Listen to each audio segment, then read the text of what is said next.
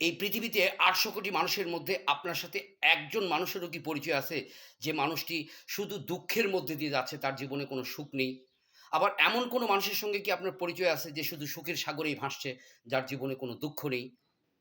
না, আপনার সাথে পরিচয় থাকার কথা নয়। এটা হবার কথা নয়। কারণ মানুষের জীবনে সুখ-দুঃখ দুটাই থাকবে। আজকে যদি আপনার জীবনে সুখের সাগরে ভাসেন, তাহলে আপনি নিশ্চিত থাকেন কাল, পরশু-টরশু আপনার জীবনে দুঃখ কষ্টও আসছে।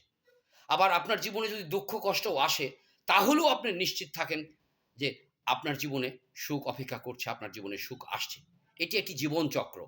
জীবনচক্রের মধ্যেই আপনার জীবনে দুঃখ, কষ্ট, হাসি, সুখ এগুলো আসবে।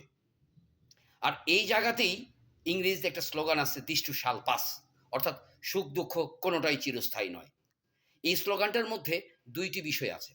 ১ম বিষয়টি হলো বিশ্বাস। আপনি যে ধর্মের হন, যে মতের হন, যে পথেরই হন, এই স্লোগানটার প্রতি যদি আপনি গভীরভাবে মনের গভীর থেকে যদি বিশ্বাস করেন যে সুখ-দুঃখ কোনটাই চিরস্থায়ী নয়, তাহলে অটোমেটিক্যালি আপনার ভিতরে একটা পাওয়ার জেনারেট হবে। সেটি হলো ধৈর্য এবং সহ্য ক্ষমতা, মেনে নেওয়ার ক্ষমতা। অর্থাৎ যেকোনো পরিস্থিতিতে আপনি স্বাভাবিকভাবে থাকতে পারবেন, দুঃখটাকে মেনে নিতে পারবেন, সুখটাকেও মেনে নিতে পারবেন এবং এইটি যদি আপনার মধ্যে জেনারেট হয়, আমি আপনাকে নিশ্চয়তা দিচ্ছি আপনি সুখী হবেন।